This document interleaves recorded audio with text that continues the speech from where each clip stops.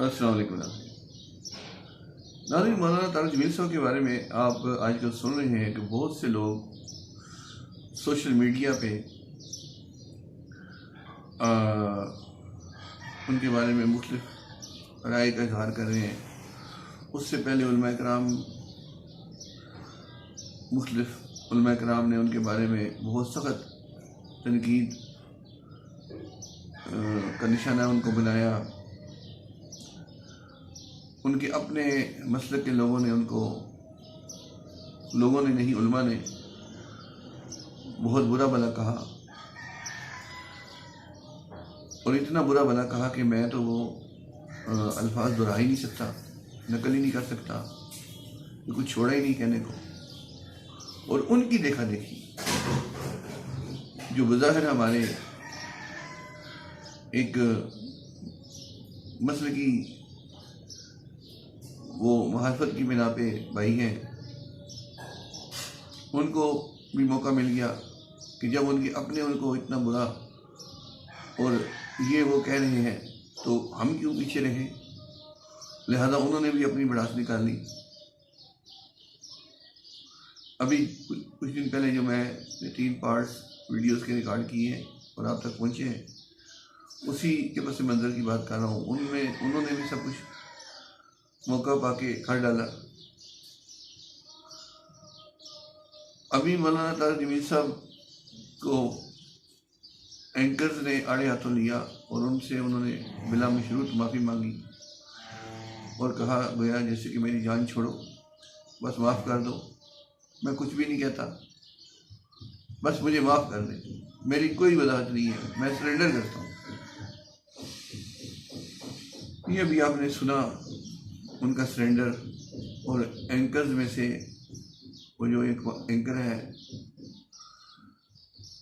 वो जो मेज़बान थे मालिक साहब खैर से, उनको तो कुछ आंखों में हया आई, कुछ उन्होंने कहा ठीक है मौलाना साहब ने ये कह दिया, इसके बाद और क्या रह गए, अब हम क्या कह सकते हैं। वो इतना तो माने कि अब और हमें कुछ नहीं कहना चाहिए जब आपने इस तरह कह दिया। यानी उनके अंदाज में ऐसे था कि हमने तो बहुत कुछ कहना चाहते थे लेकिन आपने तरीका ये अजीब इख्तियार किया, अब हम क्या लड़ें आपके साथ। लेकिन एक साथ ही बैठा हुआ मेहमान एंकर जिसको के ज़्यादा प्रॉब्लम थी, वो मैं तो यही कहूँगा कि चुर चुर करता रहा, किसी न किसी तरीके से बोलता रहा। वो पहले ही अवाम की नज़रों से गिरा हुआ है, उसने गिरना ही गिरना है, लिहाजा वो गिरने का सफर जारी रखे हुए। एक अरसे से उसके बारे में भी इसी तरह बातें हो रही हैं, उसकी भी किरदार की स्याही हर रोज़ पहले से नुमायां हो रही है और एक मजाक बनकर हो रह गया है। लेकिन इसके बावजूद इस सहाबी को अपनी होने वाली जो उसके साथ सलूक है उसका कोई एहसास नहीं है। मौलाना तारिक जमील साहब का मसला क्या है, क्यों वो एकदम इस तरफ उनके बारे में तनकीद हर खासो आम की शुरू हो गई, उनके अपनों की भी शुरू हो गई। और क्या वो कर रहे हैं कि जिसकी वजह से ये सारा शोर है। ये एक हकीकत में एक टॉपिक है, मैं खुद भी कई सालों से अदब के साथ उनका नकाद हूँ और उनकी कई बातें ऐसी उनके बयानात में उन्होंने की हैं, उनसे हो जाती हैं, जो कि एक इल्म रखने वाले शख्स की मिजाज पे भारी है। अवाम उन बातों की गलती को या उसमें कमी बेशी को नहीं पहचान सकते, नहीं जानते। अवाम तो उन बात बातों पे वाह वाह कर रहे होते हैं लेकिन उनमें जो इल्मी सकून पाया जाता है, जो इल्मी कमज़ोरी पाई जाती है, जो अफराद व तफरीक उसमें पाई जाती है, वो उलमा ही समझते हैं।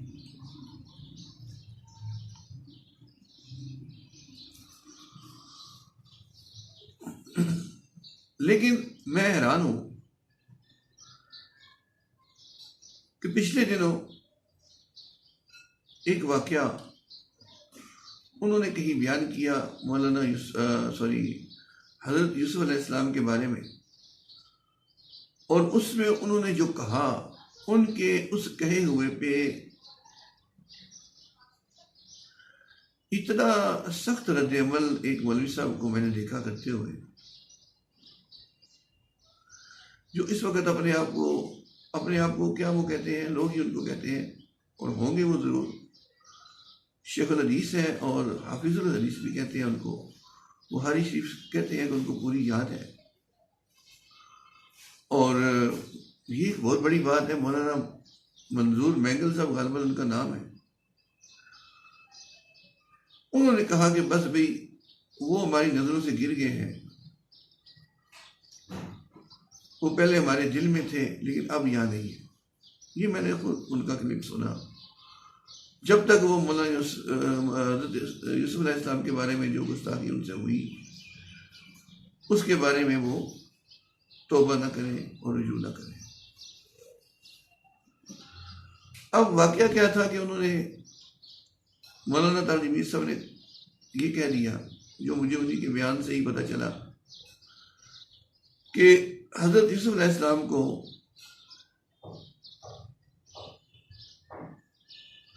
जो था मिस्र का बादशाह, उसने कैद खाने में उनको डाला और अजीज़े मिस्र उसने उनको कैद में भी डाला, और उससे पहले गधे पे बिठा के मुंह काला करके गधे पे बिठाया और शहर में नौजुबिल्ला फिराया और हज़रत यूसुफ अलैहिस्सलाम की इज्जत तौहीन की। ये मौलाना फरमाते हैं कि ऐसा उन्होंने क्यों कहा कि मुंह काला करके, पैगंबर की शान ऐसी है कि उसका मुंह काला किया जाए। ये एक नुकता उन्होंने उठाया और उन्होंने कहा कि किसी सही रवायत में ऐसा कोई वाकया नहीं आया कि उनका मुंह काला किया गया हो। ये इसराइली रवायात हैं और जो गैर मुसद्दका है और तारीखी हैसियत भी उनकी कमज़ोर है बहुत। तो ऐसी रवायत का हवाला दे के जो किस्सा कहानी है, हो सकता है ऐसे किसी ने ज़ेब दास्तान के लिए ये सारी बात कर दी हो, मिसाला लगा के। और एक संजीदा आलम दीन एक नबी के बारे में वाक़े को ऐसे गैर मुख्तार अंदाज से नकल कर देता है कि मुंह काला करके फैलाया गया, जैसे कि एक आम आदमी का जिक्र हो और पैगंबर की शान को गोया उन्होंने महफूज नहीं रखा। इनके ख्याल में ऐसा नहीं हुआ होगा और ना पैगंबर की ऐसी तौहीन, यही ये कहना चाहते हैं कि अल्लाह होने नहीं देता ऐसी तौहीन। क्योंकि दुश्मन जब कोई होता है, जैसे उनकी दुश्मनी में उनके साथ जो कुछ किया जा रहा था, दुश्मन के नज़दीक तो कोई किसी की हैसियत नहीं होती, बड़े से बड़े आदमी की भी। वो तो अपने इंतकाम में अंधा होता है और वो दुख देना चाहता है अपने दुश्मन को और तकलीफ पहुँचाना चाहता है, उसकी दिल आज़ादी करना चाहता है, और वो तो उस नबी के मुकाम से वाकिफ़ भी नहीं होता। जैसे आता है कि एक औरत बने इसराइल में ऐसी गुजरी है जिसने 70 अम्बिया को कत्ल किया, 70 अम्बिया को कत्ल किया, एक को कत्ल किया, दो को कत्ल किया, तीसरे को कत्ल किया। इतनी सख्त दिल औरत, 70 तो इंसान आम भी कत्ल किए जाए तो इंसान का दिल दहल जाता है, लेकिन उसका दिल नहीं दहला। उसे पैगंबर की कोई शान ज़हन में नहीं आई और ना ही अल्लाह ताला ने उसको ऐसा करने से अपनी कुदरत से रोक दिया। एक कत्ल जब उसने कर दिया तो ज़ाहिर है वो भी अल्लाह ने होने दिया तो ही हुआ हो सकता है। ऐसा तो नहीं कि वो जब कर रही थी कत्ल अल्लाह ताला पे हावी हो गई, खुदा ना खास्ता, और अल्लाह ताला अपने नबी को बचाने के लिए कुछ ना कर सके। और खुदा ना खास्ता, अल्लाह माफ़ करे, अजीब बात यहाँ आती है कि अल्लाह ताला बेबसी से देखते रहे, मेरे नबी को कत्ल किया गया, फिर अल्लाह ताला ने और एक नबी जो भेजा उसको भी उस औरत ने कत्ल कर दिया। तो ना तो ऐसा हुआ कि उस औरत ने अल्लाह पे जरी हो के उनको कत्ल किया अम्बिया को, ना ऐसा हुआ कि अल्लाह ताला अपने अम्बिया को बचा ना सके। ये हमारा ईमान है। फिर अल्लाह ताला के उन अम्बिया की जो पे शादी हुई एक ही औरत के हाथों, ये भी एक बहुत बड़ा वो पहलू बन जाता है। तो अल्लाह ताला ने इसे होने दिया।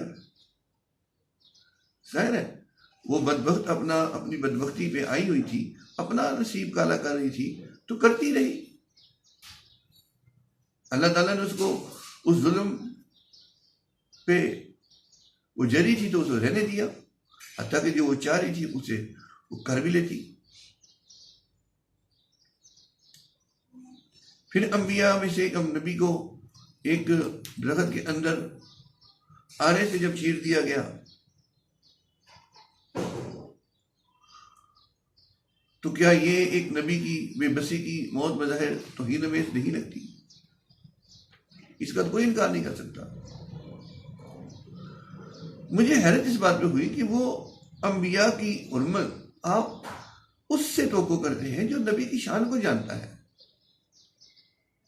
जो नबी की शान को नहीं जानता, तो अल्लाह ताला ने तो अपने दीन के लिए अंबिया से बहुत ऐसी ऐसी कुर्बानियां ली हैं जो बहुत ही नबी की शान की, और देखा जाए तो नबी की इंतहाई तौहीन, इंतहाई बेबसी, इंतहाई बेकसी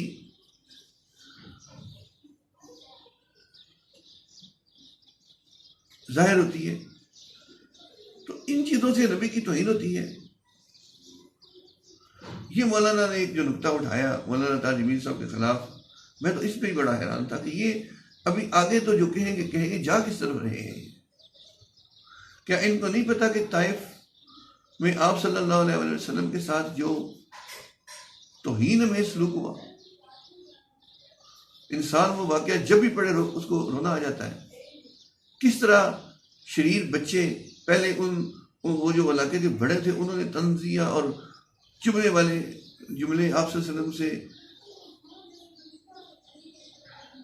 जुमलों में खिताब किया और आप सल्लल्लाहु अलैहि वसल्लम को वो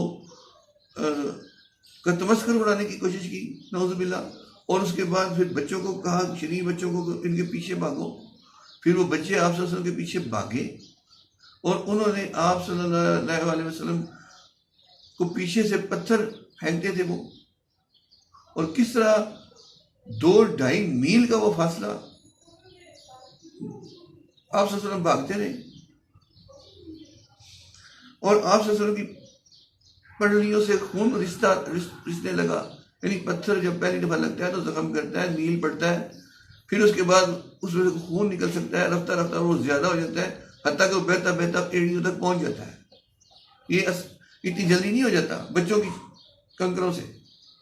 वो खून आपकी जूते मुबारक तक पहुंचा और आप सल्लल्लाहु अलैहि वसल्लम के खून से आपकी एड़ियां जो है वो उसमें जो खून है वो एड़ियों तक और जूते तक पहुंच गया।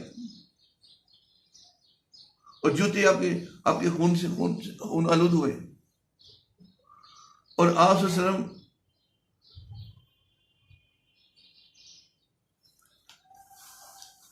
किस बेबसी के आलम में उस बाग तक पहुंचे और नढाल हो गए, पड़ गए, वहां पे गिर गए और बैठ गए एक साये के नीचे दरख्त के, जैसे आदमी एकदम अपन नढाल होके पड़ जाता है। और उस वक्त जो आपकी दुआ है उसमें खुद इज़हार है कि आप रसूल की क्या कैफियत और हालत थी। अब इसको क्या कहेंगे आप मौलाना साहब? अल्लाह की जात अपने रब होने में, अपने मालिक और खालिक और शान उलूहियत जब अपनी दिखाती है तो नबियों को भी अपने दीन के लिए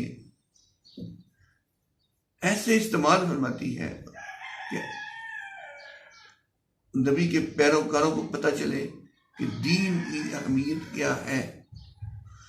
ये सब कुछ दीन की अहमियत बताने के लिए होता है और दिखाया जाता है कि दीन कितना कीमती है, और दीन की इशाअत के लिए एक नबी अपने जज्बात, अपने जिस्म, अपनी जिस्मानी ताकत, अपनी माली ताकत, अपनी ज़हनी ताकत क्या है जो आखिरी दर्जे तक खर्च नहीं कर लेता, और बर्दाश्त है जिसकी हद नहीं कर लेता। और अल्लाह ताला इस हद तक इस अपने दीन के लिए अंबिया को इस्तेमाल फरमाते हैं ताकि बंदों के दिल में दीन की अहमियत रासिख हो।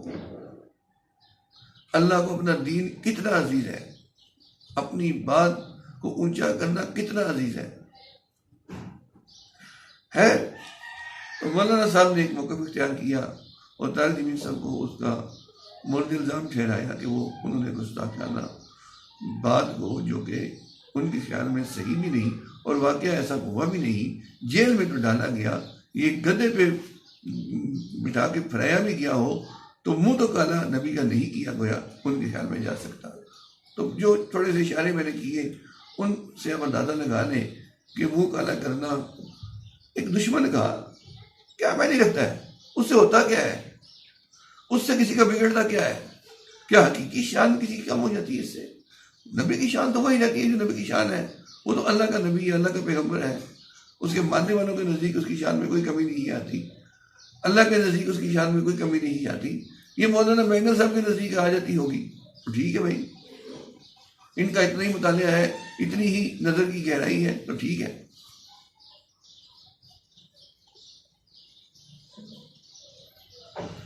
तो इस वाक़ये के वजाहत के लिए एक मौलवी साहब ने क्लिप बनाया और उसमें उन्होंने बताया कि मौलाना साहब ने कुछ ठीक फरमाया, यानी मैंगल साहब ने, और वो जगह कुरान पाक की दिखाई जहां पे इस वाक़ये का जिक्र है। तो मैं हैरान हो गया, मैंने पहली दफ़ा वो मुकाम गौर से देखा जब वो दिखा रहे थे अपने कंप्यूटर के क्लिप में, वो यूट्यूब के क्लिप में उन्होंने वो आयतें फोकस करके दिखाई, तो उसमें साफ अल्लाह ताला ने फरमाया हुआ था, वो अगला हिस्सा दिखा रहे थे कि ज़ुलैखा ने कहा कि मैं आपको कैद में डाल दूंगी, तो उसने कैद में ही डाल दिया। यानी अब ये बता रहे हैं कि जो उसने कहा वो तो उसने कर दिया। अगर गधे पे बिठा के फिराने का, नौज़ुबिल्लाह मुंह काला करने का जिक्र होता तो गोया वो भी ये चाहते हैं कि कुरान पाक में अल्लाह ने वैसे ही बयान किया होता तो साबित होता था, वरना नहीं होता था, क्योंकि वहां ये गधे वाली बात, मुंह काला करने वाली नहीं बयान हुई, लिहाजा ये नहीं हुई और कैद ही तक बात हुई और वो डाला भी गया और कुरान में भी वही लिखा। लेकिन इससे एक ही जुमला भी नहीं, चंद लफ्ज पहले कुरानी पाक में उनके वो जो तस्वीर थी मैं देख रहा था, उसमें उधर तर्जुमा लिखा हुआ था कि मैं आपको बेइज्जत करूंगी और कैद खाने में डालूंगी। यानी मैं आपको बेइज्जत करूंगी। बेइज्जत करने का क्या हुआ था? तो बेइज्जत करने का जब कहा तो बेइज्जत करना क्या होता है? इसका मतलब है ये बेइज्जत करना जिसे कह रहे हैं, ये बेइज्जत करने की कोशिश जो कुरान में लिखी हुई फरमाया, अल्लाह तो फरमा रहे हैं, उसे कहा मैं करूंगी, बेइज्जत करूंगी और कैद में डालूंगी। तो उसने उनको बेइज्जत करने के लिए कुछ तो किया, उसकी तरफ कुरान तो खुद इशारा कर रहा है, साफ सरातन को अल्लाह ताला कह रहे हैं कि मैं आपको बेइज्जत करूंगी। उसके अल्फाज में ज़ुलैखा के वो बेइज्जत क्यों करना चाहती थी? क्योंकि वो बेइज्जत हुई थी अपनी हमाकत से, अपनी बेवकूफ़ी से। यूसुफ अलैहिस्सलाम के बारे में उसने अपनी इज्जत खोई थी, सारे मिस्र में उसकी बातें हुई थी। तो बेइज्जती का बदला तो बेइज्जती होता है। तो वो अल्लाह ताला के कुरान में साफ लिखा हुआ है कि मैं आपको बेइज्जत करूंगी और कैद खाने में डालूंगी। अब इससे इशारा तो मिल जाता है कि उसने बेइज्जत करने का इरादा बिल्कुल किया। इशारा क्या मिलता है? यकीन हो जाता है। अल्लाह ताला फरमा रहे हैं कि बेइज्जत करूंगी, उसने कहा, तो जाहिर सी बात है उसने कहा तो अल्लाह ने नकल किया। और इस बेइज्जत करने के बारे में, जब कैद खाने में डालने के बारे में उसने अपने इरादे पर अमल करके छोड़ा, तो बेइज्जत करने के बारे में भी तो कुछ किया होगा ना। और बादशाह की बीवी थी, आल इन आल थी, फर्स्ट लेडी थी उस वक्त, वो अपने इंतकाम की आग को, जब मिस्र, जब वो अपने खामन पे हावी हो गई जो जानता था कि, जो समझ गया था कि यूसुफ अलैहिस्सलाम कसूरवार नहीं है, कसूर इसकी अपनी बीवी का है, इसकी अपनी हिमाकत है, सारी चवल मारी है इसने, ठीक है। तो इसके बावजूद वो अपनी बीवी के सामने इतना बेबस था कि उसने यूसुफ अलैहिस्सलाम को बहरहाल अपनी बीवी की चाहत में कैद में डाल दिया। तो जो बादशाह बहरहाल कैद में डालने पे मजबूर था बीवी की खातर, तो वो थोड़ा सा ये काम करना कौन सा मुश्किल था कि ये जो कह रहे हैं कि ये उन्होंने ये तौहीन रखी है और ऐसा नहीं हो सकता। अल्लाह के बंदो, ये तौहीन जब दुश्मन करता है तो दुश्मन की करने से तौहीन नहीं होती। एक आदमी को अपना जब गाली देता है, अपना जिससे आदमी टोको नहीं करता, जो उसके मुकाम को जानता है, तो वो गाली उसको तकलीफ देती है। दुश्मन तो कहते हैं दुश्मन के नौनी बात, दुश्मन की बातों का क्या होता है। और जहाँ तक ये बातें हैं, ऐसी कुर्बानियाँ हैं, ये दीन की खातिर कुछ भी मैंने नहीं रखी। इससे बड़ी बड़ी कुर्बानियाँ अल्लाह के नबी सल्लल्लाहु अलैहि वसल्लम से, हमारे नबी सल्लल्लाहु अलैहि वसल्लम से अल्लाह ताला ने दीन की खातिर ली है, जिसका एक इशारा मैंने अभी ताइफ के वाक़े की तरफ किया। और इसके अलावा और भी, और फिर आपका ये फरमाना कि दीन की खातिर जितना मुझे डराया गया, यानी खौफ में मुब्तला किया गया, खौफ दिलाया गया, और जितना मुझे सताया गया, किसी नबी को नहीं सताया और डराया गया। गोया आप सल्लल्लाहु अलैहि वसल्लम ने फरमा दिया कि दीन के बारे में आला दर्जे का सताना कोई हो सकता है तो मुझे सताया गया, और आला दर्जे का डराना कोई हो सकता है तो मुझे डराया गया। अब नबी सल्लल्लाहु अलैहि वसल्लम सताए भी गए और सते भी, लेकिन बर्दाश्त किया, और डराए भी गए और डरे भी, लेकिन डर की वजह से किसी जगह से पीछे नहीं हटे। खौफ एक तभी कैफियत है, वक्ती तौर पे आदमी को डर महसूस होता है, लेकिन असल है कि डर के ज़ेरे असल कुछ ऐसा करना कि जिससे पता चले कि आदमी डर गया है। तो डराने वाला डरता है, फिर मैं मुझे डराया गया लेकिन मैं डरा नहीं, मुझे सताया गया, तो क्या यहाँ ये कहेंगे मुझे सताया नहीं गया और मैं सता नहीं। सजाया जब जाता है आदमी सतता है, जब आदमी को डराया जाता है तो आदमी कुछ ना कुछ डर का असर होता है, लेकिन उस डर से आप पीछे ना हटना असल होता है, उस डर को परवाह ना करना असल होता है। कौन है जिसको डराया जाए? डरने की बात पे तो डर लगता है, इंसान की फितरत है, लेकिन एक आदमी को डराया जाता है। आपने फरमाया और सबसे ज्यादा मुझे डराया गया दीन की खातिर, और सबसे ज्यादा मुझे सताया गया। तो ये क्या तौहीन होगी आपसे समझ? इससे तो आपका मुकाम ऊंचा हो गया। इस सारे नबियों से ज्यादा आपने कुर्बानी दी, और सबसे ज्यादा आपने मुश्किल और तकलीफें और धमकियां और खौफ और ये सब झीला।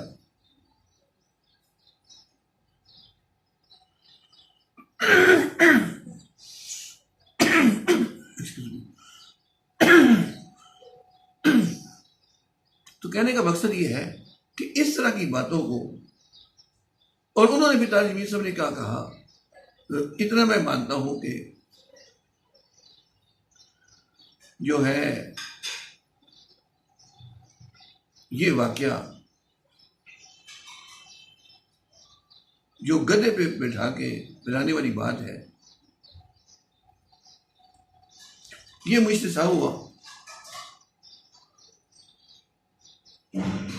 मुंह काला करने वाली बात, लेकिन गधे पे बिठाया गया और फिराया गया और कैदाने में डाला गया, ये तो साबित है। और ये रिवायत उन्होंने कह दिया कि सही है। इस रिवायत को मैं नहीं मानता कि ये रिवायत ऐसी कोट करने के काबिल नहीं थी, और मैंने कोट की, पहले कभी किसी ने नहीं कोट की। उन्होंने हवाले दे दिए कि एक दो मुफस्सिरीन बड़ों के, तो उन्होंने भी इस रिवायत को अपनी तफसीर में, अपनी किसी किताब में नकल किया है। मैं अकेला नहीं हूँ। हाँ, बहुत पहले, कोई 30 साल पहले या 24 साल पहले मैंने मुतालिया किया था, तो ये गधे पे बिठा के फिराने वाली जो बात है, मुंह काला करने वाली, ये मेरे ज़हन में नहीं रही, ये बात नहीं बयान हुई थी। सिर्फ गधे पे बिठा के फिराने का जिक्र था, मुंह काला करने का जिक्र नहीं था। तो ये मुझसे गलती से कहा, मुंह से निकल गया। जैसे आमतौर पे गधे पे बिठा के मुंह काला करने का साथ साथ ही जिक्र आता है दुनिया में, जब भी ऐसी बात होती है, तो मैंने उसी मुहावरे में मेरे मुंह से निकल गया, और ये वहाँ नहीं लिखा था। ठीक है जी, अल्हम्दुलिल्लाह। मैंने तो आपको एक ज़हनी अकली तौर पे वजाहत करने की, इससे आगे जाके भी कोशिश की कि अगर उन्होंने ये भी कह दिया था और ये लिखा था या नहीं लिखा था, अब उन्होंने कहा नहीं लिखा था, अगर कहीं लिखा भी हो, तो इस तरह की बातों पे खुदा ना खास्ता इस तरह का इल्जाम लगा देना कि एक आदमी हमारी नजरों से गिर गया है, उसका मुकाम गोया कि जीरो हो गया है, हीरो से जीरो, इतनी जल्दी इंसान हो जाता है। अल्हम्दुलिल्लाह अगर ऐसा नहीं किया गया था, इस बात को करने से पहले मैंने इसलिए वो दूसरी बात आपसे की कि अगर किया भी गया होता और ये कह दिया है और ये किया भी गया होता, तब भी ये कोई तौहीन उनकी नहीं थी, इसलिए कि दुश्मन कर रहा है।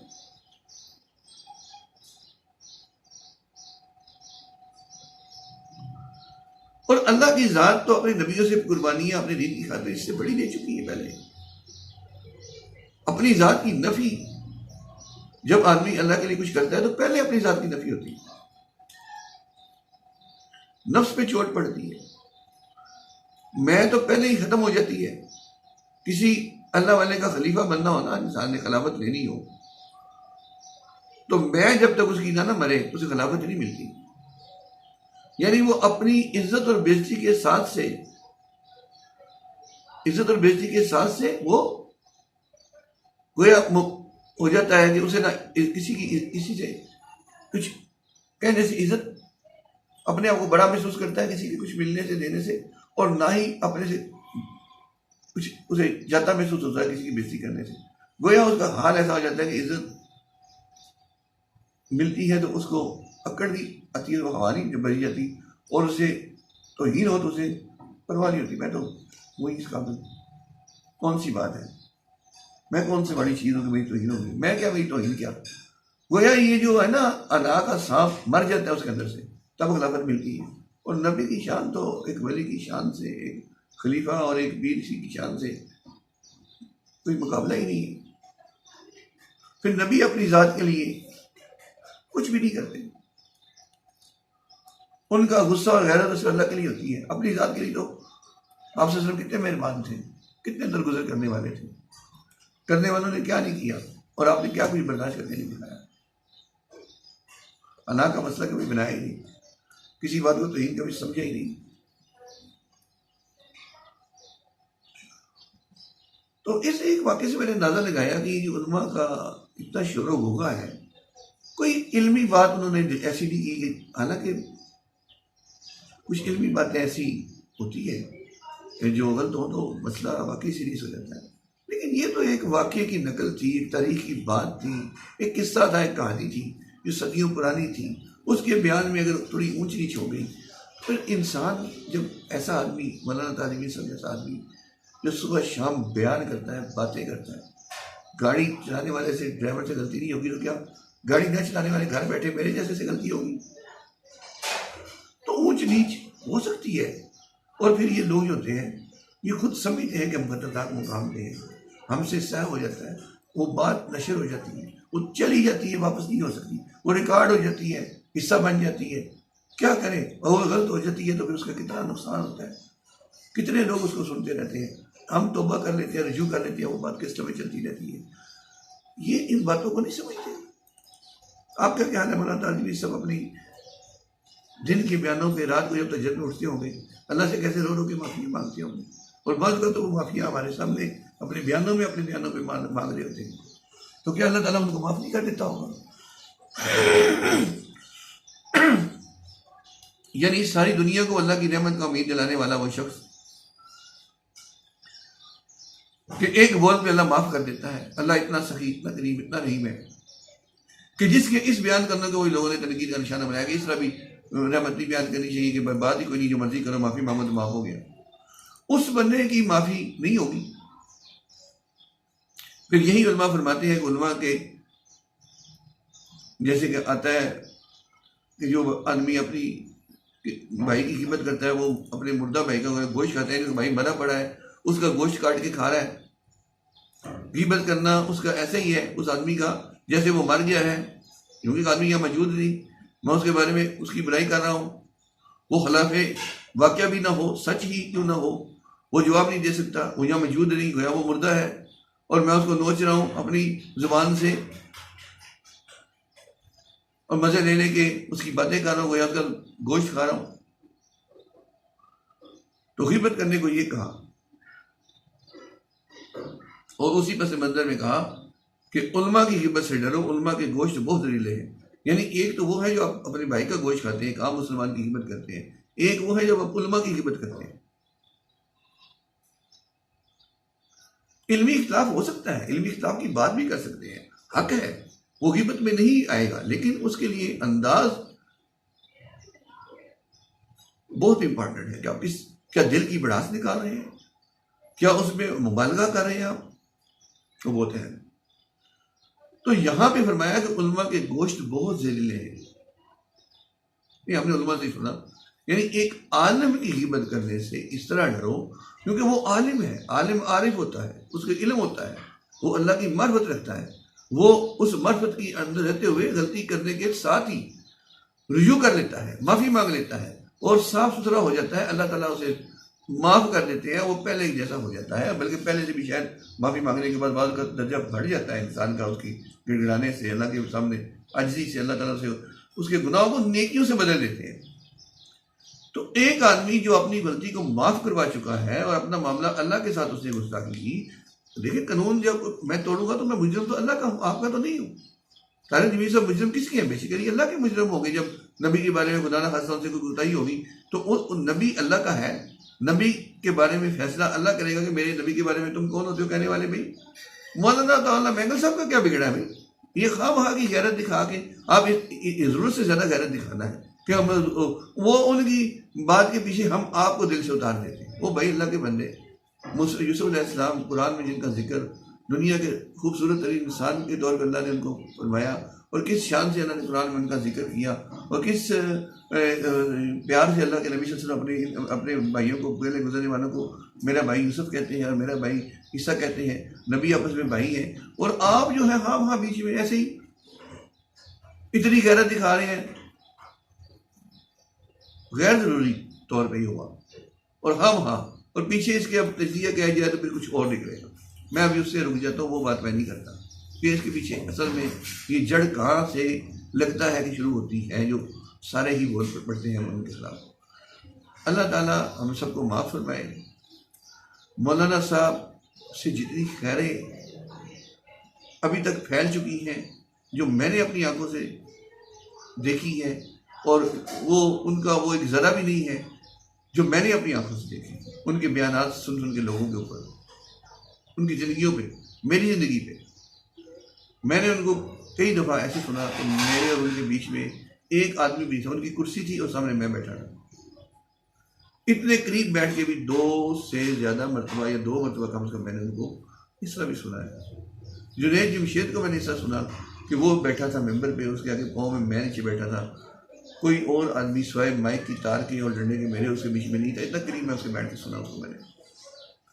ये मेरी आदत रही है कि मैं कोशिश करता हूँ कि बयान सुनूँ तो बहुत करीब बैठ के सुनूँ, बयान करने वाले की तरफ देख के सुनूँ, नज़र जमा के सुनूँ, कान लगा के सुनूँ और अत्ताहियात में बैठ के सुनूँ, ताकि सुनने का हक अदा हो और थोड़ा सा अमल का हिस्सा मुझे उसके बाद नसीब हो जाए। क्योंकि मैंने सुन रखा था कि जो बात को सुनने का हक अदा करता है, अल्लाह ताला उसे अमल की तौफीक अता फरमा देते हैं। तो बात को सुनने का हक तो चंद मिनटों का होता है, 1 घंटे का होता है। अमल की तौफीक का तल्लुक मेरे भाइयों पूरी ज़िंदगी के साथ है। ये बड़ा अहम नुकता है, ये मुझे समझ आया और मैंने इसे फ़ायदा उठाने की कोशिश की। किसी ने कहा, मुझे अच्छा लगा, मैंने कोशिश की। तो इस कोशिश में अल्लाह ने मुझे बड़े करीब बैठ के बातें सुनने की तौफीक अता फरमाई। तो मौलाना तारा जमीर साहब से जो खैरें फैली है, उनका वज़न बहुत ज़्यादा है मेरे भाइयों, बहुत ज़्यादा है। तराजू का पलड़ा झुक जाएगा बहुत ज़्यादा। और जो कुताहियाँ उनसे हुई हैं और हो जाती है इंसान से, क्यों नहीं हो सकती? वो इंसान नहीं है। कभी मैं इस पे बात करने की अगर मुझे जरूरत हुई तो मैं थोड़ी सी बात करूंगा, मौलाना साहब से हाथ जोड़ के कि उनको मुतवज्जे करने के लिए से कि मेरी कोई बात नहीं उन तक पहुँचा दें, तो वो इसको इस तरह जाने तो बस ठीक है। बाकी ये इंसान से हो जाता है, कोई भी होश से हो जाता है। अल्लाह ताला उनको माफ़ फरमाए, अल्लाह ताला उनके दर्जा। हाँ, ये सब कुछ जैसे मुझे ऐसा लग रहा है कि देखिए मौलाना का मुकाम कम नहीं हो रहा। मौलाना को उसी तरह हर जगह बुलाया जा रहा है, उनसे दुआएं कराई जा रही हैं और उनको PM हाउस में बुलाया जा रहा है। कीचड़ उछाड़ने वाले कीचड़ उछाड़ रहे हैं, हाँ वहाँ की गैरत दिखा के मुकाम उनका नज़रों से नीचे उनको गिरा रहे हैं, कभी वापस गोद में बिठा रहे हैं जी। ये अपनी प्रैक्टिस में लगे हुए हैं, लेकिन उनकी इज्जत बढ़ रही है, अवाम भी उनके साथ है, अच्छे एंकर, सुलझे हुए एंकर सारे उनके साथ हैं। उनकी अजमत को, उनकी आजिज़ी को, उनके माफ़ी मांगने को, ऐसे करने को सलाम कर रहे हैं। वो झुक गया, वो ऊंचा हो गया है, झुक के अल्लाह की शान है, वो झुक के ऊंचे हो गए हैं। उनसे उनकी इज्जत बढ़ रही है। जैसे ही इमरान खान के ऊपर कीचड़ चढ़ाया जा रहा था, कोई पता नहीं माजी के किस्से आते थे, कोई हाल के किस्से, कोई किताबों का चक्कर, कोई पता नहीं क्या कुछ हो रहा था। और उसके बीच में इमरान खान ऐसे ऊपर जा रहा था, यूँ ऊपर जाते जाते जाते ऊपर बुलंदी के जाते जाते जाते वो प्राइम मिनिस्टर की कुर्सी पर जगह बैठ गए। ये सब कुछ ऐसे हुआ जैसे वो हमारे एक इलाके की कहावत है कि मुसाफिर चलते रहते हैं, कुत्ते भौंकते रहते हैं। यानी मुसाफिर चलते हैं, कुत्ते आप देखें पीछे भागते हैं, भौंकते हुए कुछ दूर तक भागते हैं और वो मुसाफिर चला जाता है, कुत्ते भौंकते भौंकते अपने इलाकों में वापस आ जाते हैं। अब साथ तो जा नहीं सकते, तो मुसाफिर चलते रहते हैं, कुत्ते भौंकते रहते हैं। कुत्तों का काम है पीछे भाग के भौंकते रहना, मुसाफिर आगे बढ़ता रहता है, अपने सफर में होता है, उसे परवाह नहीं होती, पता है रास्ते में कुत्ते होते हैं और पीछे भागते नहीं है। इसी तरह कहते हैं कि आसमान का थूका वापस आता है। अगर आप ऊपर थूक के वहाँ खड़े हो जाए तो आपके ऊपर ही गिरेगा ना। तो ये आसमान पे थूकना साबित हुआ, इमरान खान के ऊपर तनकीद करना और कीचड़ उछालना, वापस अपने ऊपर आता रहा और खुद भाग भाग के फिर अपने आप को बचाते रहे उससे नीचे से, है नहीं, पहले थूकते फिर नीचे से भाग जाते, ऐसे ही है ना। और नहीं भागेंगे तो अपने ऊपर ही गिरेगा फिर। इसी तरह उसको बुरा कहते रहे, ऊंचा अल्लाह उसे उठाता रहा। इसी तरह तारा जमीर साहब की मैं देख रहा हूँ कि अल्लाह ताला उनकी जो अवाम के अंदर मकबूलियत और एक इज्जत है वो तो कम नहीं हो रही इन बातों से। तो फिर ये लोग अब क्या कर रहे हैं?